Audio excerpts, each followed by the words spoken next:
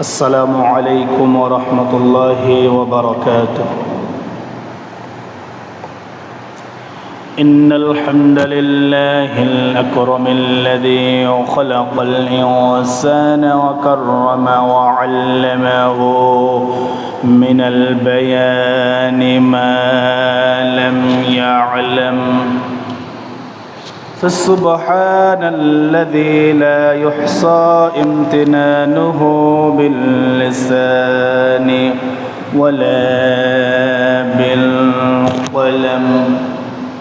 نشهد أن لا إله إلا الله وحده لا شريك له، ونشهد أن سيدنا وحبيبنا ومولانا محمدا عبده ورسوله الذي أرسله بالحق بشيرا ونذيرا وداعيا إلى الله بإذنه وسراجا وقمرا منيرا.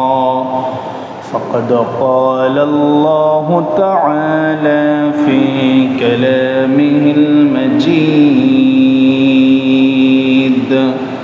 والفرقانه الحميد.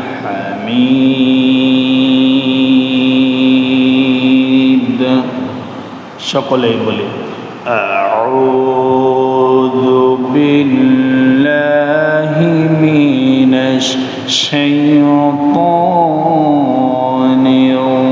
রাজীম। বিসমিল্লাহির রাহমানির রাহিম। ইন্নাল্লাহা ওয়া মালাইকাতাহু ইউসাল্লুনা আলান নাবী ইয়া আইয়ুহাল্লাযীনা আমানু সাল্লু আলাইহি وسلموا تسليما. اللهم صل على محمد وعلى آل محمد كما صليت على إبراهيم وعلى آل إبراهيم إنك حميد مجيد. اللهم بارك على محمد وعلى آل محمد كما باركت على إبراهيم وعلى آل إبراهيم إنك حميد مجيد. সবাই বলে বালাগাল উলা বিকামালিহি কাশাফাত তুজা বিজামালিহি হাসনাত জামিউ খিসালিহি সাল্লু আলাইহি ওয়া আলিহি. هو الحبيب الذي ترجى شفاعته، هو الحبيب الذي ترجى شفاعته لكل حول من الأهوال مقتحم. بلغ العلا بكماله كشاف الدجى بجماله حسنت جميع خصاله صلوا عليه وآله সমস্ত প্রশংসা সেই মহান রব্বুল আলামিনের জন্য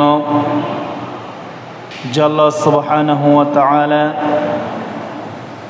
জুমাবার শ্রেষ্ঠ দিনে দুনিয়াবি সমস্ত ঝয় ঝামেলা কাজ কাম থেকে মুক্ত করে তার ঘরে মসজিদে এসে 2 রাকাত ফরজ নামাজ আদায়ের জন্য কোরআনুল কারীম এবং হাদিস থেকে কিছু কথা বলার এবং শোনার জন্য যে আল্লাহ সুবহানাহু ওয়া তাআলা সুযোগ করে দিলেন সেই আল্লাহ সুবহানাহু ওয়া তাআলার প্রতি প্রশংসা কৃতজ্ঞতা জ্ঞাপন করি সবাই বলি আলহামদুলিল্লাহ।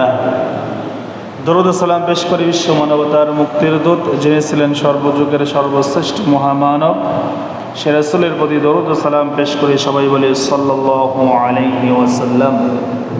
আরও সেই সঙ্গে সেই সব শহীদ ভাইদের আত্মার মাগফিরাত কামনা করি যারা ইসলামের প্রথম যুদ্ধ প্রথম জিহাদ বদরের ময়দান থেকে শুরু করে উহুদ হুনাইন খন্দক মুতার প্রান্তর তাবুকের প্রান্তর থেকে শুরু করে আজ পর্যন্ত বাংলাদেশ সহকারে তামাম পৃথিবীতে যারা ইসলামের জন্য কোরআনের জন্য জীবন উৎসর্গ করেছেন আল্লাহ সুবহানাহু ওয়া তাআলা তাদেরকে যেন উত্তম শাহাদাতের মর্যাদা দান করে দেন সবাই বলি আল্লাহুম্মা আমিন। আত্মার মাগফিরাত কামনা করি বিগত জুমআ থেকে শুরু করে আজকের জুমআ পর্যন্ত যারা ইন্তেকাল করে কবরের পথযাত্রী হয়েছেন আল্লাহ সুবহানাহু ওয়া তাআলা তাদের গুনাহ খাতা মাফ করে দিয়ে কবরটা জান্নাতুল ফিরদাউস বানিয়ে দেন সবাই বলি আল্লাহুম্মা আমিন। সুস্থতার জন্য দোয়া করি, হেদায়েতের জন্য দোয়া করি, জাতি ধর্ম বর্ণ নির্বিশেষে হিন্দু বৌদ্ধ খ্রিস্টান মুসলমান সহকারে যারা বাসা বাড়িতে হসপিটালের বেডে যে অবস্থায় অসুস্থ হয়ে পড়ে আছে আল্লাহ সুবহানাহু ওয়া তাআলা তাদেরকে শিফায়ে আজেলা সুস্থতা দান করে দেন এবং সেই সঙ্গে হেদায়েত নসিব করে দেন সবাই বলে আল্লাহুম্মা আমিন। কোরআনুল কারীম থেকে আলোচনা করতেছি ঈমানদার সম্পর্কে ইয়া আইয়ুহাল্লাযীনা আমানু এই সম্পর্কে আল্লাহ রাব্বুল আলামিন কোরআনুল কারীমে ঈমানদের সম্পর্কে কি কথা আমাদেরকে বলেছেন, কি আদেশ করেছেন, কি নিষেধ করেছেন এই শিক্ষা গ্রহণের জন্য আমরা ঈমানদার সম্পর্কে আলোচনা করতেছি। এই ধারাবাহিকতায় কোরআনুল কারীমে আল্লাহ রাব্বুল আলামিন 89টি আয়াতের মধ্যে 29টা আয়াত আমরা বলে ফেলেছি আলহামদুলিল্লাহ। আজকে 30 নম্বর ক্রমিক থেকে আলোচনা করব আল্লাহ সুবহানাহু ওয়া তাআলা হেদায়েতপূর্ণ কথা, ইহকালীন কল্যাণ, পরকালীন মুক্তি। আল্লাহ রাব্বুল আলামিন সুন্দর কথা, হেদায়েতের রাস্তার কথা বলার এবং শোনার সেই অনুযায়ী আমল করার যোগ্যতা, মন মানসিকতা, সুস্থতা আল্লাহ রাব্বুল আলামিন দান করে দেন সবাই বলে আল্লাহুম্মা আমিন। রব্বে কারীম আল্লাহ সুবহানাহু ওয়া তাআলার কাছে সাহায্য কামনা করছি। রব্বি জিদনি ইলমা, রব্বি শরহ লি সাদরি ওয়া ইয়াসসির লি আমরি ওয়াহলুল উকদাতাম মিন লিসানি ইয়াফকাহু কওলি। আল্লাহ সুবহানাহু ওয়া তাআলা ঈমানদারদেরকে, মুমিনদেরকে সবচাইতে বেশি ভালোবাসেন। আল্লাহ রাব্বুল আলামিন যারা ঈমানদার, যারা ঈমান এনেছে 6টি জিনিসের উপরে সর্বপ্রথম যখন স্বীকৃতি দেয় যারা ঈমানদার আল্লাহ রাব্বুল আলামিন এই ঈমানওয়ালা মানুষ যেন বিশ্বাসী বান্দাগণ, স্বীকৃতি দানকারী মানুষ যেন দুনিয়াতে থাকতে যেন পথভ্রষ্ট না হয়ে যায়, ইহকালীন কল্যাণ লাভ করতে পারে, পরকালে যেন জান্নাত লাভ করতে পারে। এই জন্য আল্লাহ সুবহানাহু ওয়া তাআলা ঈমানদারদেরকে ডেকে কিছু জায়গায় কিছু আদেশ করেছেন, কিছু জায়গায় আল্লাহ রাব্বুল আলামিন নিষেধ করেছেন, যাতে করে এই পথগুলো নিষেধগুলো মেনে বর্জন করে সেই পথে পা না বাড়ায় এবং যা আদেশ করেছে তা যেন মুমিন বান্দা ঈমান বান্দাগণ তা যেন করে, আল্লাহ রাব্বুল আলামিন তা আমাদেরকে আদেশ করেছেন। এরই ধারাবাহিকতায় আজকে ঈমানদার সম্পর্কে 30 নম্বর ক্রমিক নম্বর আয়াতে আল্লাহ রাব্বুল আলামিন ঈমানদারদেরকে ডেকে আমাদেরকে নামাজ সম্পর্কে, নামাজের আগে কি করতে হবে আল্লাহ রাব্বুল আলামিন তাই বলেছেন। বলেন সুবহানাল্লাহ। আল্লাহ রাব্বুল আলামিন ঈমানদার সম্পর্কে মুমিনদেরকে আমার আল্লাহ রাব্বুল আলামিন ডাক দিলেন।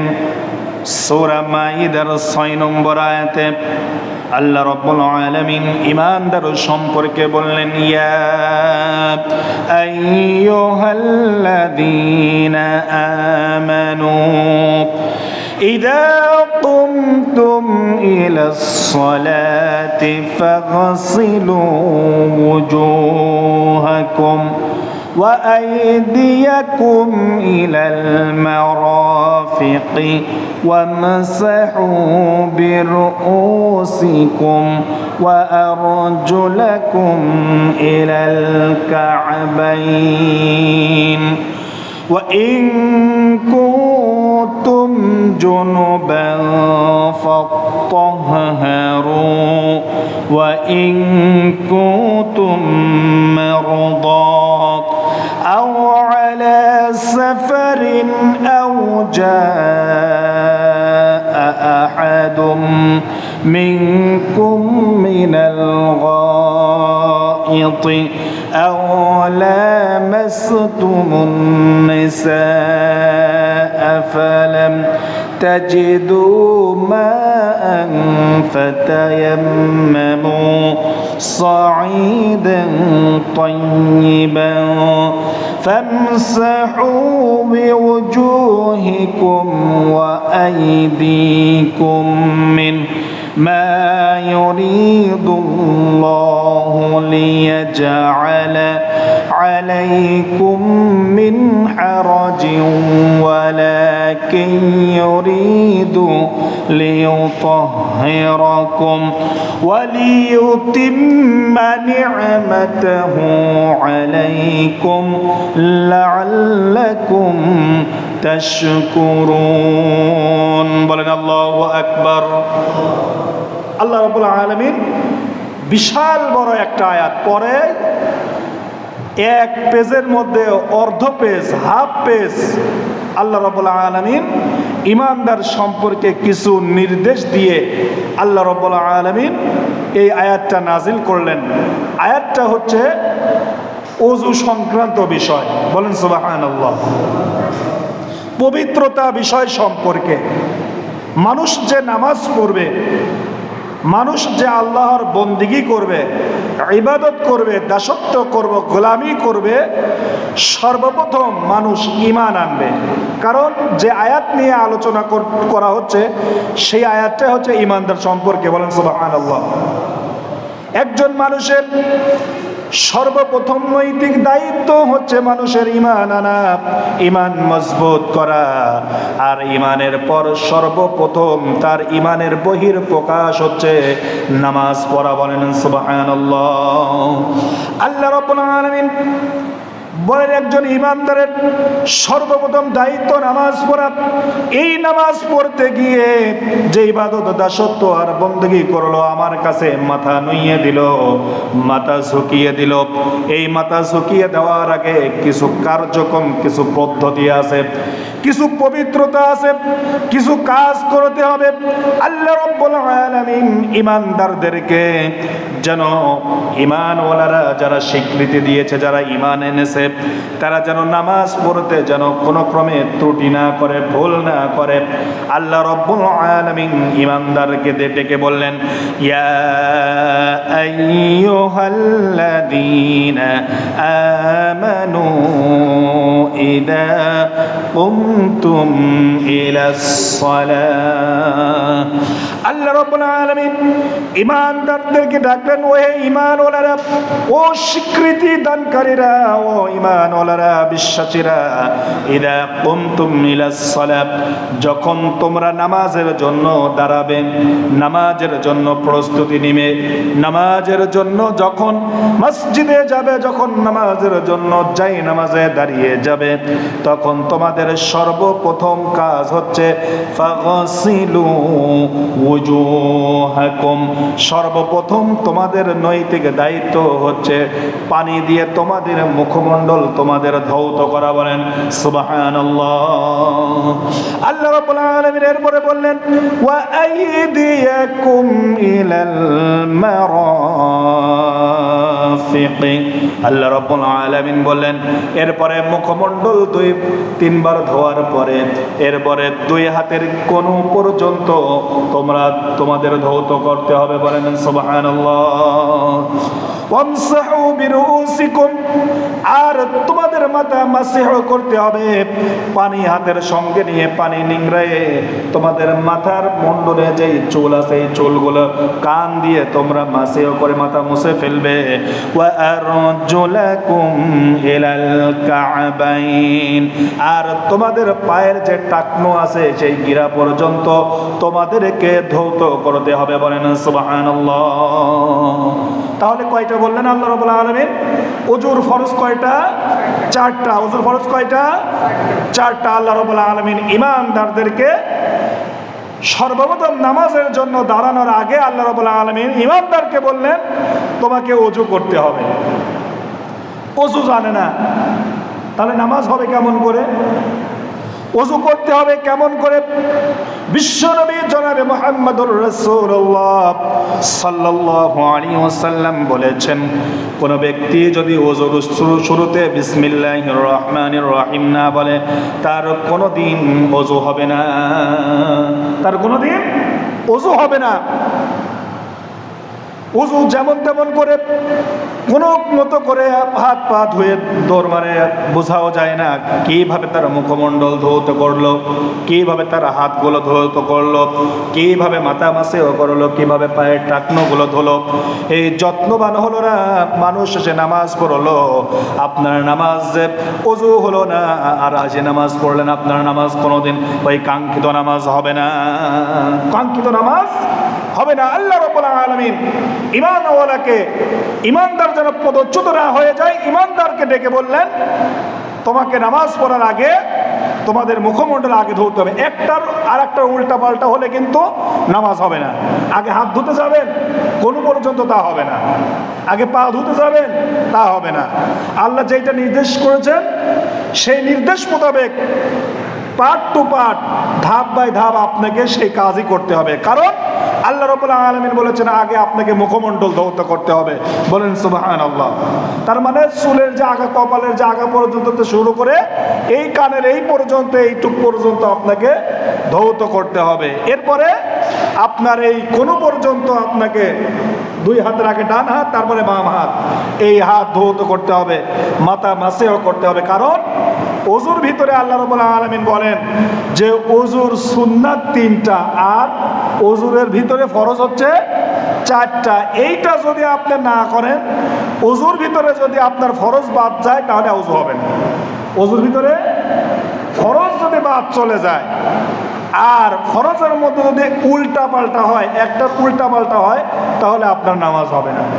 তাহলে এখান থেকে আল্লাহ রাব্বুল আলামিন কি চমৎকার ভাষায় মুসলমানদেরকে আল্লাহ সতর্ক করলেন না? কত সুন্দরভাবে সতর্ক করে দিলেন, যখন তোমরা নামাজের জন্য দাঁড়াবে মুসলমানদের কাজ হবে ওযু করে পবিত্র পানি দিয়ে সর্বপ্রথম হাত, আপনার মুখমণ্ডল ধৌত করা, কোন পর্যন্ত ধোয়া, মাথা মাসেও করা, টাকনো পর্যন্ত ধোয়া। এখন হচ্ছে ওযুর শুরুতে আরেকটা কাজ আছে, সর্বপ্রথম আমরা কবজি পর্যন্ত হাত ধুই, ঠিক আছে না? এটার কারণ কি? এইটার কারণ হচ্ছে, কারণ আপনি বিভিন্ন জায়গায় চলাফেরা করেছেন, বিভিন্ন জিনিস ধরেছেন, আপনার হাতে নাপাকি থাকতে পারে, থাকতে পারে না? এই জন্য এই নাপাকি পরিষ্কার করার জন্য সর্বপ্রথম কবজি পর্যন্ত ধুইতে হবে। বলেন সুবহানাল্লাহ। এই জন্য আল্লাহ রাসূল বলেছেন সর্বপ্রথম কবজি পর্যন্ত ধুয়ে তারপরে তোমরা ওযু শুরু করবে। আল্লাহ রাব্বুল আলামিন এরপরে বললেন ওয়া ইন কুনতুম জুনুবান ফাত্তাহহারু, যদি তোমরা অপবিত্র থাকো, জুনুবান ফাত্তাহহারু, জানাবাত হয়, গোসল ফরজ হয়। জানাবাত শব্দের অর্থ হচ্ছে যদি অপবিত্র অবস্থায় থাকো তাহলে আল্লাহ রাব্বুল আলামিন কিছু জিনিস তোমাদের জন্য নির্দেশ করে দিচ্ছেন। বলেন সুবহানাল্লাহ। এই যে আমি যে ধারাবাহিকভাবে আলোচনা করতেছি ঈমানদার সম্পর্কে, আমার মনে হয় আমার এই মসজিদের মুসল্লি কিছু না কিছু শিখবে। কারণ 1 বছর ধরে বা 6 মাস ধরে একটা বিষয়ের উপরে আলোচনা করতেছি, আমার কথা 300টা যদি আলোচনা করি অন্তত 5টা 10টা তো মনে রাখতে পারবে, কথা ঠিক কিনা? এটা ধারাবাহিকতা আছে। কারণ জুমার নামাজে আসলাম আর গেলাম আর আলোচনা শুনলাম, কিছুই শিখলাম না, তাতে লাভ কি হলো? কিছুই লাভ নাই।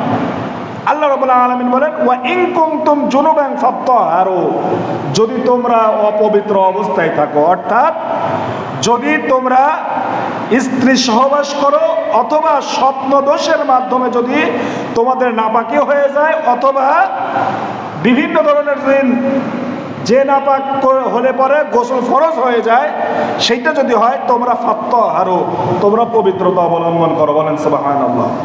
এখন কি দিয়ে দিয়ে পবিত্র করতে হবে আল্লাহ রাব্বুল আলামিন তা বলে দিচ্ছেন, খুব মনোযোগ সহকারে শুনবেন। আল্লাহ রাব্বুল আলামিন বলেন ওয়া ইন কুনতুম মারদা আও আলা সাফারিন আও জাআ আহাদুম মিনকুম মিনাল গায়িদ, যদি তোমরা অপবিত্র অবস্থায় অসুস্থ থাকো, আও আলা সাফারিন, যদি তোমরা সফরে থাকো, আও জাআ আহাদুম মিনকুম মিনাল গায়িতি, আর যদি তোমাদের কেউ শৌচাগার অর্থাৎ টয়লেট থেকে বাথরুম থেকে যদি তোমরা কেউ বের হও, আও লামাসতুমুন নিসা, অথবা কেউ তোমাদের স্ত্রীকে তোমরা স্পর্শ করেছো, আও লামাসতুমুন নিসা, এখানে স্পর্শ করা বলতে সহবাস বুঝিয়েছে। আল্লাহ রাব্বুল আলামিন বলেন আফালাম তাজিদু মাআন, তোমরা যদি পানি না পাও, ফাতায়াম্মামু সাঈদান, তোমরা মাটি, পবিত্র মাটি দ্বারা তোমরা তায়াম্মুম করবে। বলেন সুবহানাল্লাহ। তাহলে আল্লাহ রাব্বুল আলামিন খুব সুন্দরভাবে, চমৎকারভাবে আল্লাহ রাব্বুল আলামিন আমাদেরকে বোঝা চাপিয়ে দিলেন না। বোঝা কি চাপিয়ে দিলেন? বোঝা আল্লাহ রাব্বুল আলামিন চাপিয়ে দিলেন না। কি বললেন? যদি তোমরা পানি না পাও, তোমরা অসুস্থ অবস্থায় থাকো, মানে এমন লোক অসুস্থ আছে যার পানি ধরলে পরে মৃত্যুর সংখ্যা আছে, প্রাণনাশের হুমকি আছে, এই ব্যক্তি আও আলা সাফারিন, যদি তোমাদের কেউ সফরে থাকে, ওই ব্যক্তি পানি পায় নাই, আও আহাদুম মিনকুম মিনাল গায়িতি, অথবা আপনার হচ্ছে টয়লেট থেকে বাথরুম থেকে বের হয়েছে, কিন্তু ওই ব্যক্তির পানি নিলে পরে প্রাণনাশের হুমকি আছে, এই ব্যক্তি আও লামাসতুমুন নিসা, যদি তোমরা স্ত্রী সহবাস করো, ফালাম তাজিদু মাআন, যদি পানি না পাও, ফাতায়াম্মামু সাঈদান তাইয়্যিবা, আল্লাহ বলেছেন যে তোমরা পবিত্র মাটি দ্বারা কি করো? তোমরা হচ্ছে তায়াম্মুম করো। তাহলে আল্লাহ রাব্বুল আলামিন মুসলমানদেরকে, ইমানদারদেরকে আরো কিছু শিক্ষা দিলেন, সেইটা হচ্ছে যে তোমরা তায়াম্মুম করতে পারো যদি পানি না পাও। বলেন সুবহানাল্লাহ। এখন তায়াম্মুম করতে হবে কিভাবে, সেইটাও আল্লাহ রাব্বুল আলামিন এখানে বলে দিয়েছেন। খুব সুন্দরভাবে শুনবেন। আল্লাহ রাব্বুল আলামিন বললেন যে একটা সুন্দর মাটি, পবিত্র মাটি, কাদা মাটি সুন্দর করে তুলে এনে গোল করে বা লম্বা করে হোক, এটা রোদে শুকায়ে এক জায়গায় রেখে দিবেন, এটাও একটা মাটি তৈরি হলো। আল্লাহ রাব্বুল আলামিন বলেন ফামসাহু বিউজুহিকুম ওয়া আইদিকুম মিন, বলেন সুবহানাল্লাহ। তোমরা কি করবে? তায়াম্মুমের ফরজ 3টা। তায়াম্মুমের ফরজ কয়টা? 3টা। নিয়ত করা, কি করা? বিউজুহিকুম, মুখমণ্ডল মাসেহ করা, ওয়া আইদিকুম মিন, এবং তা দ্বারা তারা হাতকে মাসেহ করা। বলেন সুবহানাল্লাহ। এই 3টা। আল্লাহ রাব্বুল আলামিন বললেন তোমরা তায়াম্মুম করবে, ফামসাহু বিওুজুহিকুম ওয়া আইদিকুম মিন। আল্লাহ রাব্বুল আলামিন বললেন তোমরা সেই পবিত্র মাটি দ্বারা তোমরা নিয়ত করবে, আর এই মাটিকে এরকম ভাবে ধরে হাত ছেড়ে ছেড়ে তোমরা মুখ মাসিও করবে আর দুই হাত মাসিও করবে। বলেন সুবহানাল্লাহ। তাহলে আল্লাহ রাব্বুল আলামিন আমাদের কি কষ্ট দিতে চান? বিকল্প ব্যবস্থা কিন্তু আল্লাহ রাব্বুল আলামিন করে দিলেন। সেই কথাই আমার আল্লাহ রাব্বুল আলামিন চমৎকার ভাষায় কোরআনুল কারীমের ভিতরে পরের খণ্ডাংশ আল্লাহ রাব্বুল আলামিন বললেন, মা ইউরিদুল্লাহু লিয়াজআলা আলাইকুম মিন হারাজিন ওয়ালাকিন ইউরিদু লিইউতাহহিরাকুম ওয়া লিইউতিম্মা নি'মাতাহু আলাইকুম লাআল্লাকুম তাশকুরুন। বলেন আল্লাহু আকবার। আল্লাহ রাব্বুল আলামিন বলেন, মা ইউরিদুল্লাহু লিয়াজআলা আলাইকুম, আল্লাহ রাব্বুল আলামিন তোমাদের উপরে কোনো সমস্যা সৃষ্টি করতে চান না। ওয়ালাকিন ইউরিদু লিইউতাহহিরাকুম, বরং তিনি তোমাদের জন্য পবিত্রতা চান। ওয়া লিইউতিম্মা নি'মাতাহু আলাইকুম লাআল্লাকুম তাশকুরুন, যাতে করে তার অনুগ্রহ তার নিয়ামত তোমাদের উপর পূর্ণ করতে পারো, যাতে করে তোমরা কৃতজ্ঞতা প্রকাশ করতে পারো। বলেন সুবহানাল্লাহ। আল্লাহ রাব্বুল আলামিন ওযু শিখিয়ে দিলেন। তাহলে আজকে 89টি আয়াতের মধ্যে 30 নম্বর ক্রমিক নম্বর আয়াতে আমরা কি শিখে নিলাম? ইমানদারদেরকে ডেকে আমার আল্লাহ রাব্বুল আলামিন ওযুর ফরজ শিখালেন। ওযুর ফরজ কয়টা? 4টা। সর্বপ্রথম এসে আগে হাতটা সুন্দর করে পবিত্র করে ধুইতে হবে। এরপরে এসে ওযু তো আমরা যেভাবে করি সুন্নত থাকে, ফরজও থাকে, কিন্তু ফরজের ভিতরে যে 4টা নির্দেশ দিলেন, সর্বপ্রথম মুখমণ্ডল ধৌত করতে হবে, দুই হাতের কোণু পর্যন্ত ধুইতে হবে, মাথা মাসেও করতে হবে, পায়ের টাকনো পর্যন্ত ধুইতে হবে। বলেন সুবহানাল্লাহ। তাহলে কয়টা আদেশ দিলেন আল্লাহ রাব্বুল আলামিন? 4টা। এরপরে আল্লাহ রাব্বুল আলামিন বললেন যে তোমাদের যদি কেউ অপবিত্র অবস্থায় থাকে, সেই অপবিত্রতা কি কি? তোমাদের মধ্যে যদি কেউ অসুস্থ থাকে, তোমাদের মধ্যে যদি কেউ সফরে থাকে, এবং তোমাদের কেউ যদি টয়লেট থেকে বের হয়, এবং তোমাদের মধ্যে যদি কেউ স্ত্রী সহবাস করে বা স্বপ্নদোষের মাধ্যমে যদি অপবিত্র অবস্থায় থাকো, তাহলে এই অবস্থায় যদি তোমার পানি নিতে যদি সমস্যা হয়, তাহলে তায়াম্মুম করো। বলেন সুবহানাল্লাহ। এই তায়াম্মুম করতে আল্লাহ রাব্বুল আলামিন তাও শিখিয়ে দিলেন যে তায়াম্মুমের ফরজ হলো 3টা। সেটা কি করতে হবে? মাটি দিয়ে, পবিত্র মাটি দিয়ে নিয়ত করতে হবে, মুখ মাসেও করতে হবে মুখমণ্ডল, আর হাত মাসেও করতে হবে। তাহলে কয়টা হলো? ওই 4টা আর এই 3টা, 7টা। ওযুর ফরজ 4টা, তায়াম্মুমের ফরজ 3টা। আর আল্লাহ রাব্বুল আলামিন কি কি কারণে অপবিত্র অবস্থায় থাকলে পরে তায়াম্মুম ফরজ, এই জন্য আল্লাহ রাব্বুল আলামিন সেটাই বলে দিলেন। কিন্তু যখন আবার আপনি সুস্থ হবেন, পানি পাবেন, তখন কিন্তু আপনার তায়াম্মুম ছুটে যাবে, তায়াম্মুম আপনার ছুটে যাবে। এখন একটা কথা বোঝেন, এই জায়গায় আমি ইমামতি করতেছি, এখন যদি আমার কেউ বয়োজ্যেষ্ঠ এখন যদি কেউ আসে, মানে আমার চাই জ্ঞানে বেশি, জানে বেশি, কোরআন হাদিসের পাণ্ডিত্য বেশি, অন্তত তাকে সম্মানার্থে আমার এই চেয়ারটা ছাড়িয়ে দেওয়া উচিত। কথাটা কিছু বুঝে আসছে? তার পাণ্ডিত্যর কারণে, তার জ্ঞানের কারণে এই চেয়ারটা তাকে সম্মানের অর্থ ছেড়ে দিয়ে তাকে কিছু কথা বলে দেওয়া উচিত। এই কথাটা কেন বুঝালাম উদাহরণ দ্বারা? এই কথার অর্থ হচ্ছে যে আপনি তায়াম্মুম করলেন ঠিকই, কিন্তু যদি পানি পাওয়া যান তাহলে তায়াম্মুম কিন্তু ছুটে যাবে, তায়াম্মুম ছুটে যাবে, আপনাকে ওযু করতে হবে। বলেন সুবহানাল্লাহ। আল্লাহ রাব্বুল আলামিন বলেন তোমাদের জন্য আল্লাহ রাব্বুল আলামিন কষ্ট দিতে চান না, তোমাদের জন্য সহজ করতে চান। তাহলে কিছু শিখলাম না এখান থেকে? এই জন্য বলি যে ধারাবাহিক আলোচনা করা দরকার। মসজিদের মেম্বার থেকে কি আলোচনা করে আর না করে, এই যে বলে না যে কালকে আলোচনা খুব সুন্দর হয়েছে, জালসায় খুব আলোচনা হয়েছে, মানে ওই হুজুরের সূরাও নাই, হাদিসও নাই, কিছুই নাই, কি কয়ে গেল না কয়ে গেল, চার দোকানে বসে ব্যান্ড পার্টি সেই ভালো হয়েছে। কি ভালো হয়েছে রে ভাই? কালকে ওয়াজ দিয়ে তুমি কি শিখছো একটু বলো তো দেখি। বলতে পারে না, তাই ভালোই হয়েছে। তো দুইটা আয়াত যদি শিখতে না পারেন, দুটো কথা না শিখতে পারেন, তাহলে ওই আলোচনা দিতে আপনার হবে এটা কি? কথাটা ভালো করে বুঝেন। যে কমিটি, যেই লোক, যেই শ্রোতা, যেই বক্তা যদি কোরআন হাদিস দিয়ে কথা না বলে, যদি ইসলাম মোতাবেক কথা যদি না ছাড়ে, যে কমিটি ওই বক্তা নিয়ে আসবেন, ওই কমিটিও আল্লাহর কাঠগড়ায় দাঁড়াবেন। যে শ্রোতার টাকা দিয়ে সহযোগিতা করবেন ও আল্লাহর কাঠগড়ায় দাঁড়াবে। যে বক্তা কোরআন হাদিস দ্বারা সারা কথা বলবে ও আল্লাহর কাঠগড়ায় দাঁড়াবে। কি কথা, আমার কথা বুঝে আসছে? তো এখন আপনি টাকা পয়সা দিয়ে এই রকম ভ্যান্ড পার্টি বাজানো, এই নাচ গান, এই রকম বক্তা দাওয়াত দিবেন না কোরআন হাদিস আলাদা দাওয়াত দিবেন, সেটা আপনার এখতিয়ার। বলে দেওয়ার দায়িত্ব আমার, মানার দায়িত্ব আপনার। এখন মানবেন না না মানবেন সেটা আপনার দায়িত্ব। কথা ঠিক আছে না? আল্লাহ রাব্বুল আলামিন বলেন যে আপনার তো সফলতা দরকার কিয়ামতের ময়দানে। কথা ঠিক আছে না?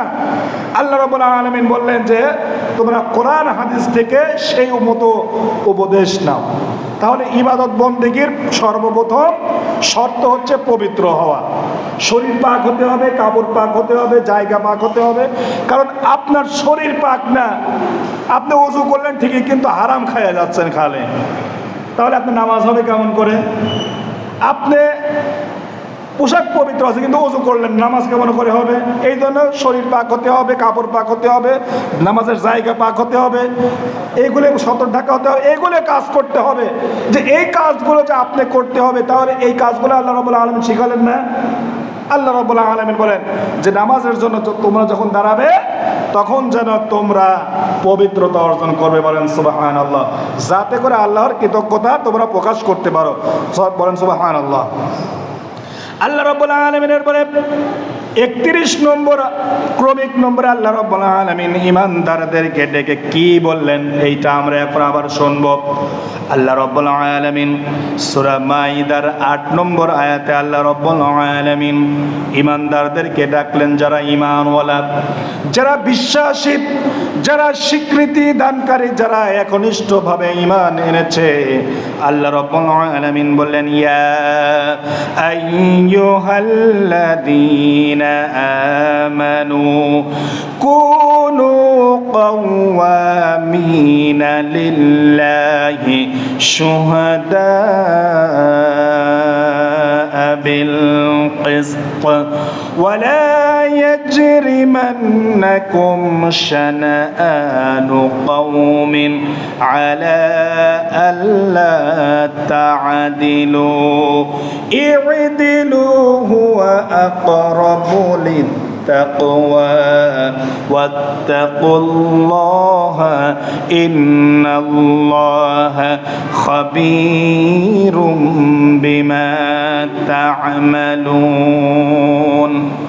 আল্লাহ রাব্বুল আলামিন সূরা মাইদার 8 নম্বর আয়াতে আল্লাহ রাব্বুল আলামিন আমাদেরকে ডাকলেন, ডেকে আল্লাহ রাব্বুল আলামিন ঈমানদারদেরকে আরো কিছু কাজ শিখিয়ে দিলেন। আল্লাহ রাব্বুল আলামিন বলেন, এই পৃথিবীতে মানুষকে আমি পাঠিয়েছি, মানুষের মধ্যে যারা ঈমানওয়ালা থাকবে, ঈমানওয়ালার মধ্যে আমি কিছু মানুষকে শাসক হিসাবে তাদেরকে নিযুক্ত করবে। কেউ সমাজের মেম্বার হবে, কেউ সমাজের চেয়ারম্যান হবে, কেউ দেশের প্রেসিডেন্ট হবে, কেউ এলাকার মাতব্বর হবে, মুরব্বী হবে, হবে না? এগুলি আছে না? আল্লাহ রাব্বুল আলামিন বলেন, এই শ্রেণীর মানুষের মধ্যে কিছু মানুষ ঈমানওয়ালা থাকবে, যারা মুসলমান হিসেবে পরিচয় দেয়। আমি আল্লাহ রাব্বুল আলামিন ওই ঈমানওয়ালাকে ডাকলাম, ইয়া আইয়ুহাল্লাযীনা আমানু, ও ঈমানওয়ালারা, ও স্বীকৃতি দানকারীরা, ও বিশ্বাসীগণ, কুনু কাওয়ামিন, তোমরা দাঁড়িয়ে যাও। কি বলতেছে আল্লাহ রাব্বুল আলামিন? ইমানদারদেরকে আল্লাহ রাব্বুল আলামিন বলতেছেন এই সমাজে যারা মাতব্বর থাকবে, যারা চেয়ারম্যান থাকবে, যারা মেম্বার থাকবে, যারা সরকার প্রধান থাকবে, যারা চিফ জাস্টিস থাকবে, অর্থাৎ বিচারক থাকবে, আল্লাহ রাব্বুল আলামিন বললেন ও ঈমানওয়ালারা তোমরা দাঁড়িয়ে যাবে শুহাদা বিল কিসত। আল্লাহ রাব্বুল আলামিন বলেন সাক্ষ্যদানকারী হিসেবে, ন্যায় হিসেবে দণ্ডায়মান হয়ে যাও, ন্যায় বিচার করার জন্য। বলেন সুবহানাল্লাহ। আমি কি বিচার করতে পারবো বলেন তো দেখি? আমি তো খালি ওয়াজ করতে পারবো, আমি কি বিচার করতে পারবো? বিচার তো করবে যে সুপ্রিম কোর্টের বিচারপতি, যে জজ কোর্টের বিচারপতি, বা যে এলাকার চেয়ারম্যান বা দেশের প্রেসিডেন্ট, সেই তো বিচার করতে পারবো, নাকি আমি বিচার করতে পারবো? সারাদিন যদি বলি যে এই আইন পাস, আমার কথা কেউ মানবেন? কেউ আমার কথা মানবেন না। এই যে আজ থেকে 17 বছর বা 15 বছর আগে বাংলাদেশে একটা নিয়ম হয়েছিল না যে ঘড়ির কাঁটা 1 ঘন্টা আগান, হয়েছিল না? এটা 1 ঘন্টা আগায় দেন, এ কথা বলেছিল কি? সরকার বলেছিল, তাই না? আমি যদি বলতাম যে 1 ঘন্টা আগা দেন, আপনারা আগা দিতেন?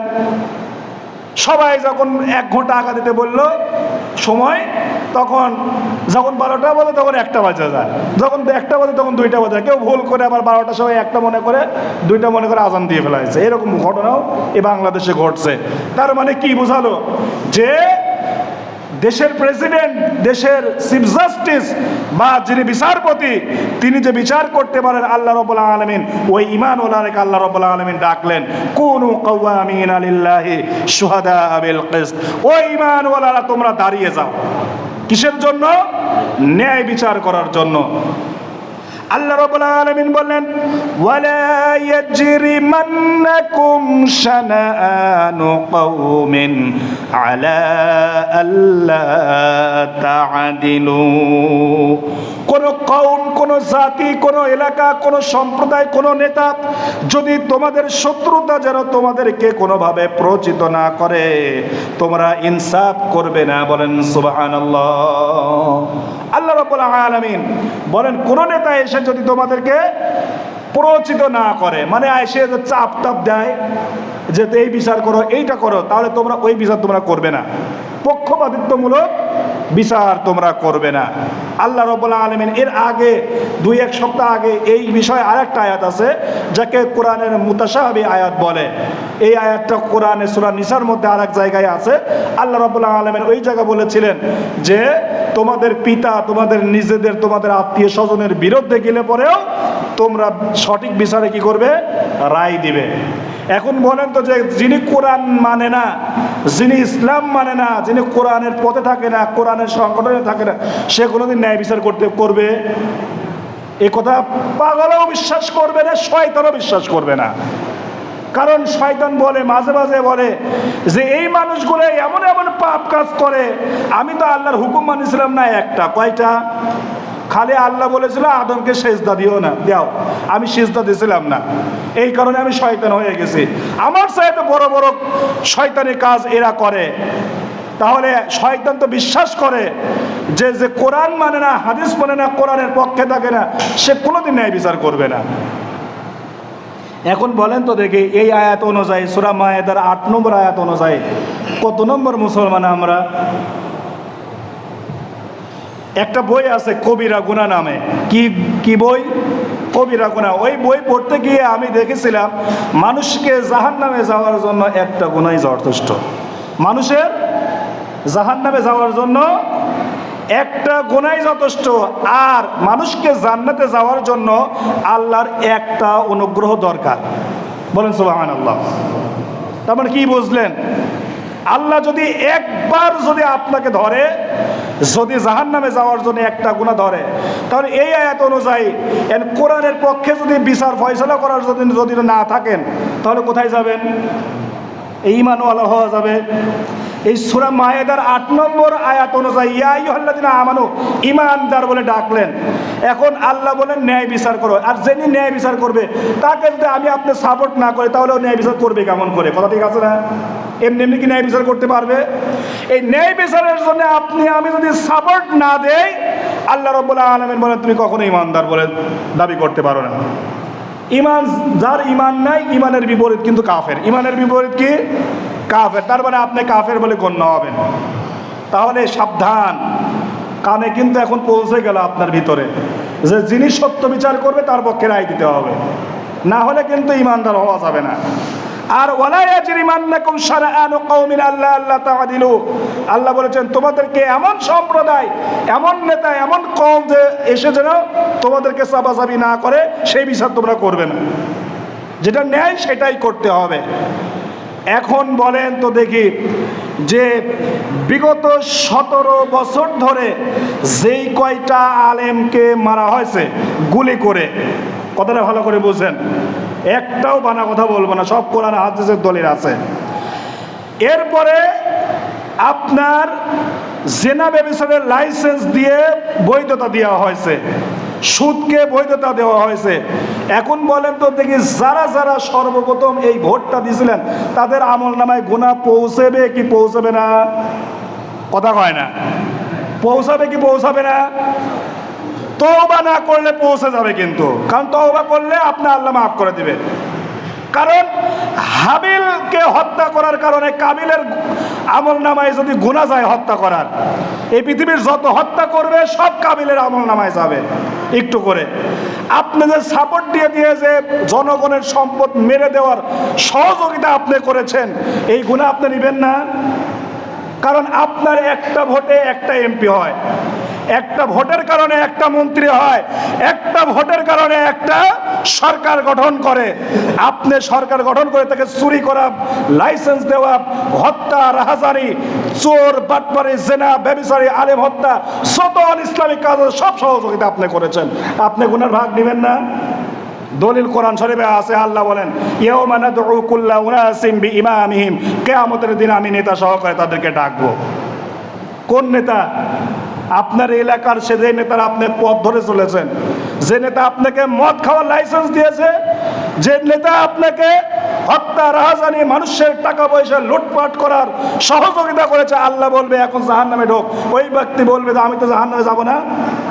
কোরআন শরীফে সূরা হামিম আস-সাজদায় আল্লাহ রাব্বুল আলামিন খুব সুন্দরভাবে বলেছেন, তারা বলবে ওই লোকদেরকে আমাদেরকে দেখায় দিন যারা আমাদেরকে কোনোদিন ভালো কাজের অনুমতি দেয় নাই, তারা আমাদেরকে অসৎ কাজের তারা পথ দেখিয়েছে, তারা আমাদেরকে বলেছে যে এই কাজ করো, আজকে আমাদেরকে করেছে, তাদেরকে পদদলিত করে তাদেরকে একসঙ্গে নিয়ে জাহান্নামে যাব। আছে না কোরআন শরীফে? আরিনাল্লাযাইনি আদাল্লানা মিনাল জিন্নি ওয়াল ইনসি নাজআলহুমা, আল্লাহ রাব্বুল আলামিন বলেন সেই সব জিন এবং ইনসানে মানুষের মধ্যে যারা নেতা ছিল তাদেরকে নিয়ে জাহান্নামে ঢুকবো। কথা কি বুঝে আসছে? কি কথা বুঝে আসলো?